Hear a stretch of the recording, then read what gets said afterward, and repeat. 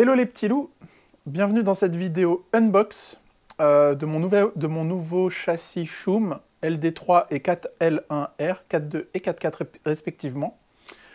Et une petite annonce bien sympa, puisque maintenant, avec un code promotionnel que je vais dire, vous aurez 5% de réduction sur les kits et les pièces Shum chez FP Modélisme. On se retrouve pour l'unbox les gars. Ok, donc, dedans, vous l'aurez compris, il y a nos châssis à Fabien et à moi en 4.2 et 4.4.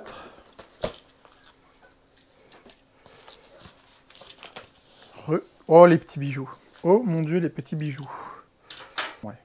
Alors, donc, pour commencer, prendre le premier qui vient. Hop. Le premier qui vient, donc c'est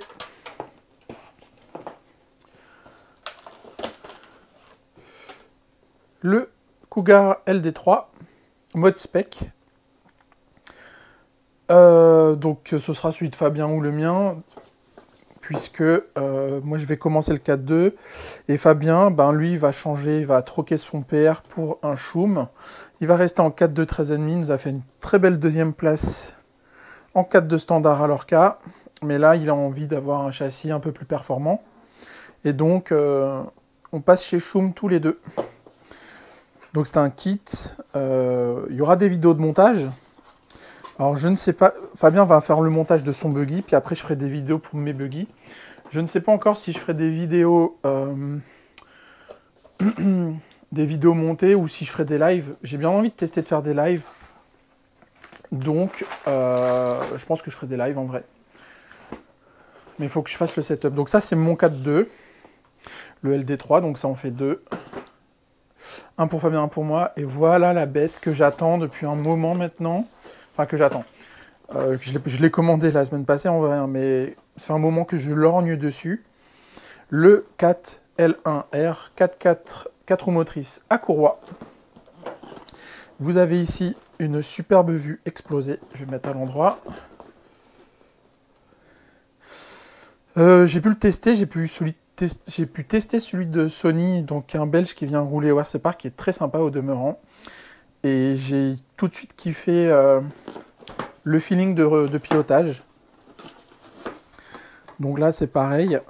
Et un kit à monter. On fera peut-être un live ou soit un live, soit une vidéo montée avec les carreaux qui vont avec. Et le peintre mystère qui m'a déjà peint ma carreau de mon LC10B5 que je roule au CF a très gentiment accepté aussi de me peindre mes carreaux Shum. Donc ça c'est cool. Dans le carton il y a encore d'autres choses.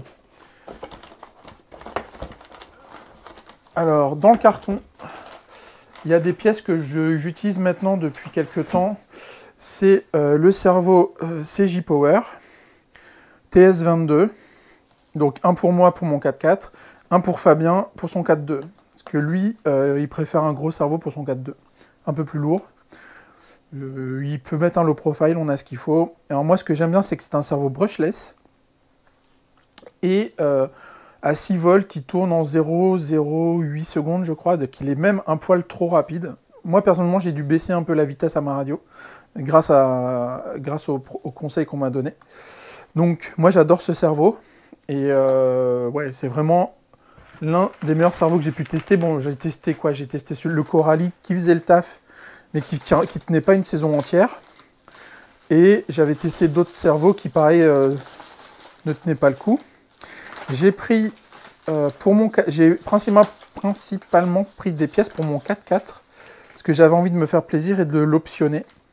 Donc j'ai pris les cales comme ça de 6, 8, 10 degrés en alu. Des amortos supplémentaires pour mettre sur mon LC10B5. Parce que c'est le gros point faible du LC10B5, c'est les amortos LC Racing sont pas très efficaces, ils sont pas homogènes dans le temps.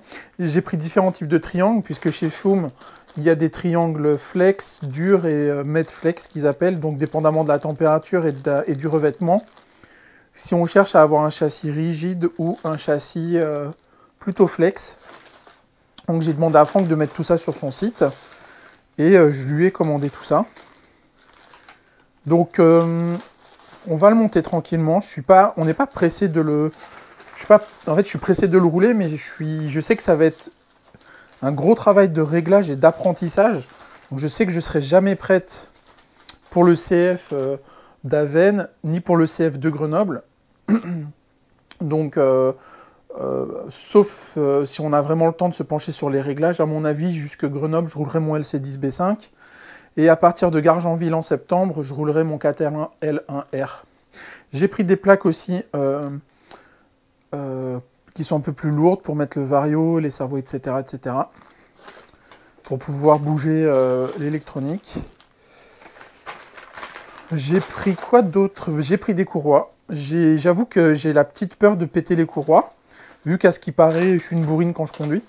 Donc j'ai pris une courroie d'avance. J'ai pris je crois que ça c'est la barre d'Ackerman. J'ai pris des sets de biellettes. J'ai pris bien sûr les... je sais jamais si c'est les porte-fusées ou les étriers. Je crois que ça c'est porte-fusée. Donc voilà, vous l'aurez compris, mon 4L1R, je vais l'optionner. Parce que j'avais envie, j'aime bien mes 4x4, déjà, c'est beaucoup plus violent que le 4.2, donc j'aime bien les optionner un peu. Puis pour mon premier buggy, on va dire bonne qualité, enfin pas bonne qualité, où je vais commencer à chercher la performance, j'avais envie de me faire plaisir. J'ai acheté aussi pour le 4.2 le diff avec un disque de slipper supplémentaire. Des triangles. Donc comme je disais, n'hésitez pas à contacter Franck. Il ne met pas forcément tout sur son site. Par contre, dès que vous lui dites j'aimerais commander ça, il va tout de suite regarder s'il peut le commander. S'il peut le commander, il vous le commande et il le rajoutera sur son site si jamais il y a besoin de le recommander. J'ai pris les étriers en alu. Donc bon, j'ai pris beaucoup d'options, mais c'est le craquage, mais je me suis fait plaisir. J'avoue, je me suis fait plaisir. Des triangles, j'ai pris un peu tout. J'ai pris plusieurs types de triangles en vrai. Et puis voilà. Je vais quand même ouvrir. J'ai terminé mon unbox un peu vite, mais je vais quand même ouvrir un peu plus en détail ce petit coffret, ce petit kit, puisque j'ai oublié de vous dire que j'avais commandé un moteur 13,5 Rocket. Fabien roule déjà avec et il fait des merveilles. Parce que pour le 4.2, je me dis pourquoi pas, ça a l'air bien marrant de rouler en 13,5. Et j'ai plein de potes qui roulent en 13,5, donc pourquoi pas rouler en 13,5 en première approche. Donc j'ai commandé un petit moteur. Et un petit Vario ZTW Beast Pro G2. C'est vraiment mon Vario préféré. Bon, j'en ai pas testé non plus 30 000, hein. Je vais pas vous mentir. J'ai pas testé le XR10 Pro, etc., de chez Hobby-Wing, qui a l'air très bien. Mais moi, ça fait un an que je roule avec. Et j'en suis super satisfaite. Donc voilà un petit Vario encore dispo chez FP Modélisme. Voilà les gars. Alors, qu'est-ce qu'on a? On a une carreau que le peintre mystère a gentiment accepté de me faire. Des huiles de diff qui sont déjà dans le kit. Ah non, pardon, c'est des huiles d'amortisseur.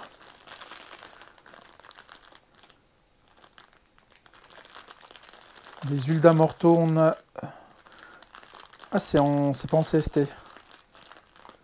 Ah si, 550 CST, 400 CST. Ah si, une huile de diff quand même, 12 000. Ça me paraît bien beaucoup quand même, 12 000. Qu'est-ce que c'est que ça, hein?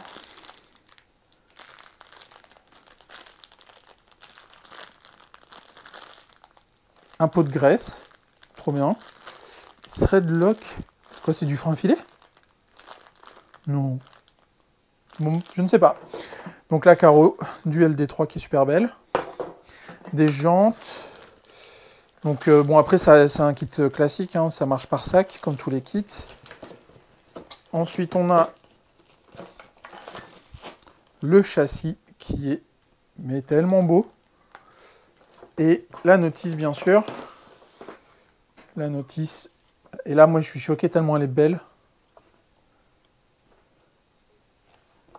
Avec ta liste des pièces. Ce qu'on n'avait pas sur le PDF. On l'avait?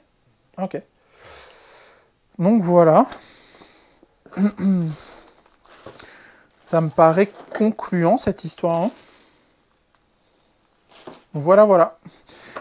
Des petits stickers. LD3, les trucs de vitre. Les stickers de vitre. Ça va être très sympa. Eh bien les gars, merci d'avoir regardé. Ciao, ciao les petits loups. J'espère que ça vous a plu les petits loups. J'ai pas encore la validation du code, mais j'ai demandé à Franck de mettre Jess JE2S. C'est assez simple à se retenir. Je ferai un short pour valider ça, puis je le mettrai en descriptif de toutes mes vidéos. Merci beaucoup. J'espère que la vidéo vous a plu, et n'hésitez pas au pouce et à vous abonner. Et puis voilà. Ciao ciao sur la piste. Rendez-vous à Aven où on va aller, comme on dit couramment, on va aller poncer la piste pour essayer de régler le LC10B5. Comme je le rappelle, je vais continuer le LC Racing, je pense, probablement jusqu'à Grenoble. Parce qu'avant, je ne suis pas sûr qu'on ait le temps de maîtriser les réglages de cet engin qui a l'air super intéressant. Donc, si on peut, si on peut, on le fera, hein, bien sûr. Déjà, on n'est pas encore sûr d'aller à Grenoble. J'aimerais bien, mais ça ne dépend pas que de moi. Il y a le mécano qui est juste là, qu'il faut convaincre.